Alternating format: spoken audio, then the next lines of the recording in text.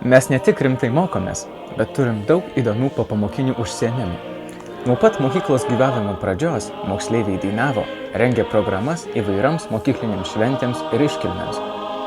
Mūsų mokykloje veikia mišrus choras Pašešupiai. Moksleiviai noriai dalyvauja choro repeticijose, pasirodo mokyklos šventėse, dalyvauja visuomeniai skirtuose renginiuose.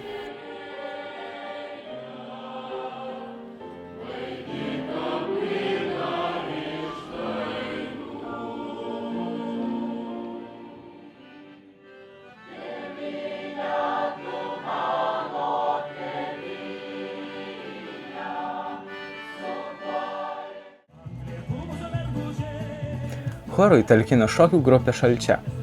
Mūsų jaunimas šokti mėgo visada. Ansamblis koncertavo Lenkijoje, Lietuvoje ir Vokietijoje.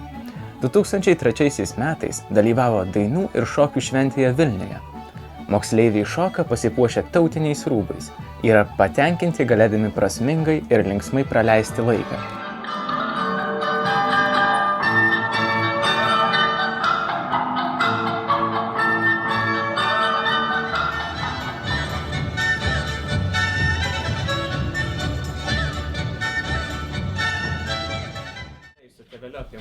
Mėgstantys vaidinti renkasi dramos būrelį, kuris stato istorinės dramas.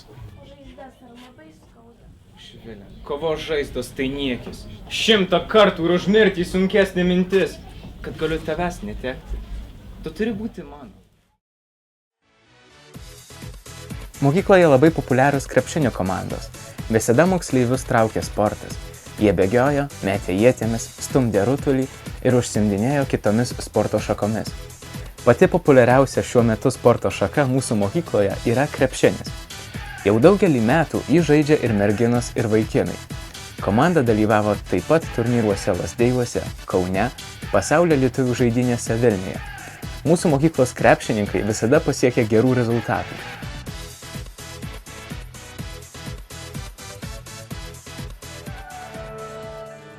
Nuo pat mokyklos gyvavimo pradžios susiformavusios tradicijos, mokyklos šventės, dalyvavimas visuomenės gyvenime yra neatsiejama mokyklos gyvenimo dalis. Vienas iš svarbiausių mūsų renginių yra šimtadienis. Likus 100 dienų iki abitūros egzaminų, abiturientai, jų tėvai ir mokytojai renkasi mokykloje švęsti ir linksmintis. Moksleiviai ruošia programą su eilėmis, dainomis ir šokiais. Gražiai išpuoštoje salėje visi šoka, dainuoja, linksminasi.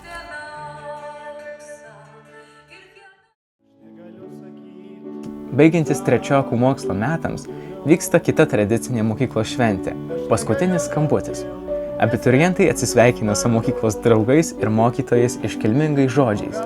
Įteikia mokytojams gėlių, taria padėkos žodžius. Atminčiai prie mokyklos pasodina beržą.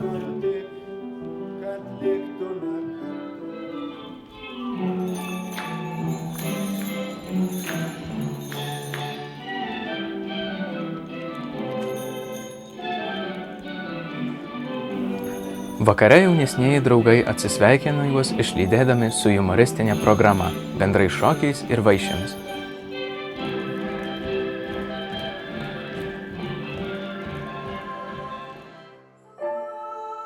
Svarbią vietą tarp mokyklos renginių užima tautinės šventės. Minima sausio 13 data, kai siekiama pagerbti už laisvę žuvusiuosius tautos didvyrius. Niekada neužmirštama Lietuvos valstybės atkūrimo diena – vasario 16.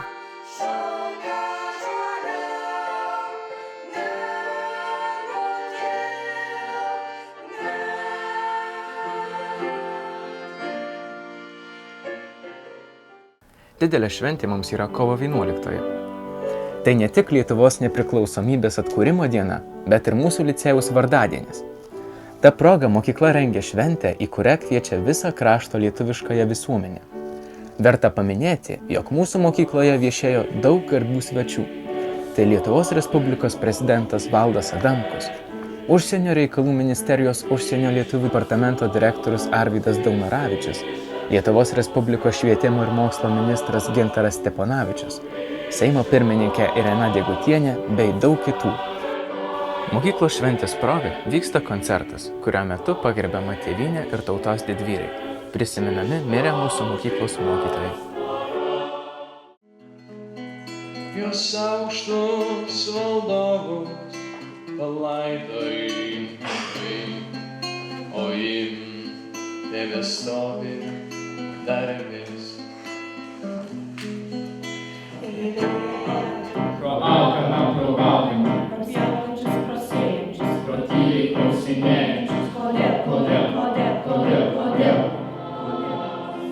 Jau tradicija tapo iškilmių pabaigoje sudainuoti dainą Žemė į Lietuvos.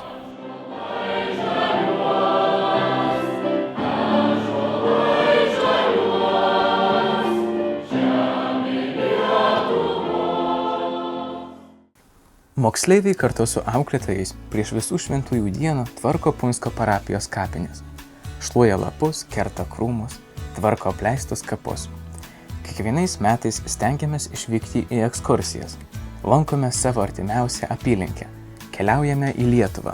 Stengiamės pažinti istorinės, literatūrinės vietas. Dalyvaujame šventkelionėje. Iš Kryžių kalno į Šiluvą. Tradiciškai į ją vyksta vyriausieji, trečiokai.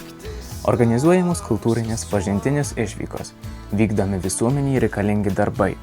Stengiamės puoselėti meilę Lietuvai ir pagarbą tikrosiams vertybėms. Verta paminėti, jog jau antrąjį dešimtmetį sėkmingai redaguojamas ketvirtinis Punsko kovo 11-osios licėjaus leidinys Dėmesio.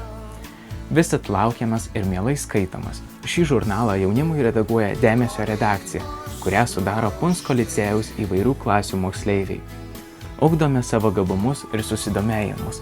Tobuliname žinias per pamokas ir aktyviai dalyvaudami popietiniuose užsiėmimuose. Mūsų mokykla vykdo 2 ES finansuojamus projektus – tai mokymasis be kliūčių bei Archimedas. Jau antrus metus vykstančio mokymosi be kliūčių projekto pagrindinis tikslas – išlyginti kalbų mokymosi šansus ir pakelti mokymo proceso kokybę. Verta dėmesio vasaros metu vykusi tobulinimosi forma – anglų kalbos seminaras, kurį vedė anglė lektorė iš Varšuvos.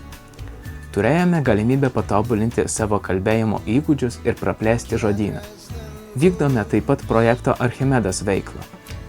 Pagrindinis šio projekto tikslas – skatinti mokinius domėtis tiksliaisiais mokslais. Norintieji gali pasirinkti tarp matematikos, fizikos, chemijos ir biologijos būrelių.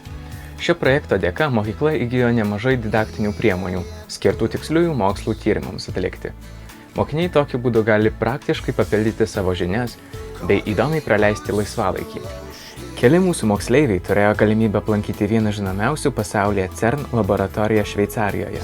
Grupė mokinių lankėsi Varšuvos karo akademijos ir Varšuvos politechnikos aukštosios mokyklos laboratoriniuose užsiėmimuose.